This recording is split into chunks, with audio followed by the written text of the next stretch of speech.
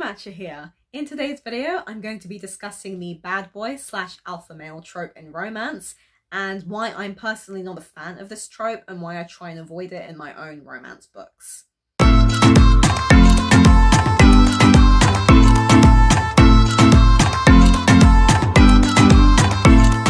When I think of 50 Shades of Grey, I feel this genuine level of disgust at the fact that such cruel behaviour towards women is romanticised by other women. I really can't see why anyone would pine for someone like Christian Grey or Joe from the show You, or why bad boys in general are popular in romance. There is even a subgenre of romance called bully romance, in which the male love interest initially bullies the protagonist, and then my guess is that he turns nice in the end and they live happily ever after. Yeah, I think the term for that is an abusive relationship with a manipulative gaslighter. I think that women who write and indeed read such books have probably never been in a relationship with these kinds of guys. Maybe I'm wrong, but my guess is that if these women knew what it really felt like to date such a bad boy, i.e. someone who has had a very tragic past, has maybe been abused, who comes from a difficult family, and embodies these very dark and brooding characteristics, they would know that being in a relationship with one of these guys, as I know, doesn't end in a happily ever after. It actually ends in tears and screams. That was nearly the name of every last Psycho. Tears and Screams. Original cover here. My book, Around Midnight, actually takes this trope of the bad boy and brings it to its logical extreme, which involves a lot of heartache and emotional stress for the protagonist Megan, who falls for the local bad boy Vincent. I wanted to send a message to young women, particularly girls who might read this book, that being in a relationship with such a guy who treats you the way Vince treats Megan is horrific. Did you ever stop to think that maybe the reason why so many people, especially women, criticize these books is because they've actually been through those kinds of relationships? Maybe they've had a boyfriend who stalked them, who was very possessive and controlling, and who treated them the way Edward Cullen and Christian Grey treat Bella and what's her face, Anna Steele. 50 Shades of Grey is a story of a sexually inexperienced woman who falls for an incredibly controlling and sexually possessive man. And I really think that maybe people don't stop and think about the effect they could be having on other women and the psyche of women, particularly young women, when they romanticize such behavior and make it out to be some grand romance when actually it's very, very disgusting and no one should ever want to have a partner who treats them like that. Now, having said all this, I do want to stress that I am not trying to police people's writing or reading choices. This is not about trying to tell people what to do.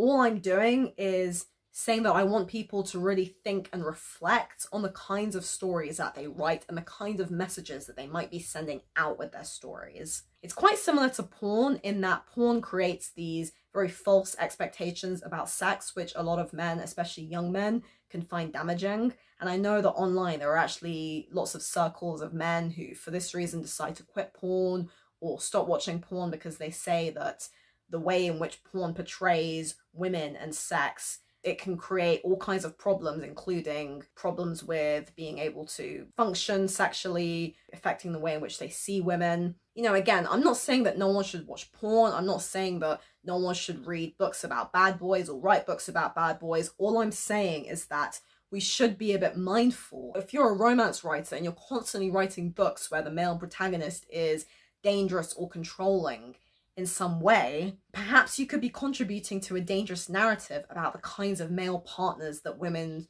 should seek out. Now, I've been writing and publishing romance as Diana Vale for the past 7 months, ever since February of this year. And I definitely write male love interests who are not bad boys or alpha males. But I certainly wouldn't say that they're beta males or simps or very weak, pathetic guys either. Honestly, I would say that they're just ordinary, everyday guys who are handsome and take care of themselves physically and have ambition and drive, but they also have vulnerabilities and insecurities, just like any other normal guy in the world, I guess. And essentially my Kirk University series is very much about normal guys and girls. And maybe that's not very popular on the romance market. Maybe the majority of women want to read about these bad boys and alpha males, but I cannot contribute to this kind of narrative. I started reading this new adult romance book recently called The Deal, and I honestly couldn't get past the first few pages. The main male love interest is this American jock who's captain, I think, of the hockey team, and he's a massive player, and the girl is this quirky nerd. She has a massive crush on him, and he's just so gorgeous and perfect, and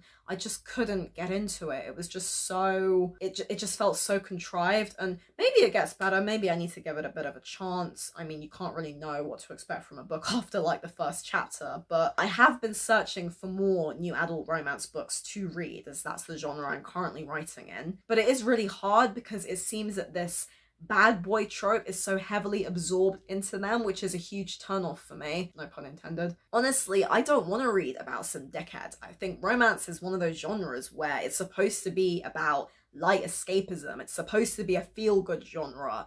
I have actually found a series of new adult gay romance books called the Housemate series, and I'm currently reading the first book, which is called Helping Hand. Lately, I've been reading incredibly slowly because I've been so busy with YouTube and this Kirk University series, but I'm about halfway through this book, and it's really nice. It's really good. I really like it. It's British, and most new adult romance books tend to be American, but this one is set in the UK, which is great. And both of the male characters, they're normal, grounded, relatable guys, so I recommend it if you like steamy, gay, contemporary new adult romance. If there is one thing that I cannot stand in books, it is cliches. Oh my god, I absolutely despise cliches, and I know that romance is a genre that is stereotyped to be full of cliches, and it does have, all romance books do have to have some sort of formula. You can still write a good romance with the formula and with fulfilling certain genre conventions without it being contrived and cliche and having these stereotyped characters. A great example is this book that I read earlier this year called Crazy in Love by Annabelle Costa. She's an indie author, and I will rave about this book forever. It is so good. Not only is it a fantastic romance book, it's also a fantastic novel, and it's about these two characters named Matt and Anna. Anna suffers with severe OCD and Matt has multiple sclerosis, and their relationship builds up over the few years. It's quite a slow burn, but it's a very quick read, and they're both very real, very likable characters. And Matt, the male protagonist, he is not an alpha male, he is not a bad boy, but he's not a simp or a beta male either. He's not a pussy, he's not a wuss, he's a normal guy. He's handsome, he's witty, he's smart, he's fun, but he's also a very grounded, and he's got insecurities, and I loved reading about them so much. They just felt like the kind of people that I could chill with, that I could have a chat with in a coffee shop, you know what I mean? I know that I've been using the term alpha male quite a bit throughout this video, and I do want to stress that an alpha male doesn't necessarily equate to a bad boy. I know that might kind of contradict what I've been saying, but I do obviously want to be aware that sometimes the term alpha male or beta male might be used to mean different things for different people. Being a positive alpha male can mean being grounded and good-hearted, but also being emotionally strong. But it does seem that in romance books, whenever there's alphas and hot alphas, that usually is synonymous with being a bad boy. In books 1 and 6 of my Kirk University series, Professor Valentine and Forever Valentine, the male love interest, Diego Valentine, can be seen as an alpha male to some degree, a positive alpha male. He is intelligent, he's successful at a young age, he's a professor, and he's like in his early 30s. He carries himself with a lot of poise and precision, and he's very well read and well educated despite coming from a working class background and being raised by a single mother. Yeah, in a way you could say that he's an alpha male, but he's not a bravado kind of guy. And actually, fun fact, in Forever Valentine, one of his brothers is actually a billionaire kind of player guy, which is kind of my way of taking the trope and subverting it again, because normally you'd have the billionaire guy being the main man, but instead you have his brother who's an academic. Not all bad boys are necessarily alpha males, and not all alpha males are necessarily bad. It does depend on the context. Let me know your thoughts on this in the comments below, by the way. So I don't think you need to write about a guy who's a filthy rich player or who is broken or has been tragically abused in some way to have a good story. This is why I am always going to feel a level of mild disgust towards Twilight and 50 Shades of Grey. Especially 50 Shades because, okay, yeah, Twilight obviously sucks, but 50 Shades of Grey pretty much romanticizes sexual assault, very much crosses the lines between consent, and it also fetishizes virginity, which makes me very, very uncomfortable as well. I do think there's something very strange about a man who's had a lot of female sexual partners and who specifically wants a virgin. It's a sense of power play there, isn't it? Because it's this fetishizing lack of experience, which can come from feelings of control, which is what a lot of 50 Shades is about. I can understand why a guy who's maybe just been with 1 or 2 or 3 women would specifically say, I want a woman who's also been with 1 or 2 or 0 men. That actually makes a lot of sense. But I can't understand why a guy who's been with lots of women would want a woman who's been with absolutely no men. Like, not even, oh, maybe she's just had a few partners, but it's like, none. Nada. Sexually experienced men taking advantage of sexually inexperienced women. Like Lolita, like, actually it is kind of like that. What's his face? Like Humbert, he lost girls between the age of 9 and 14. Why would a grown man specifically want a very sexually inexperienced girl if the man is very experienced? My book, Around Midnight, definitely explores this. You have 2 characters who are roughly the same age, and the guy is more sexually experienced and he definitely takes advantage of her. And it's definitely not portrayed as being okay or as being hot. To me, it is simply not realistic to write a story about a cold, callous guy who starts off as creepy and unsettling towards the heroine. It even happens in Jane Eyre.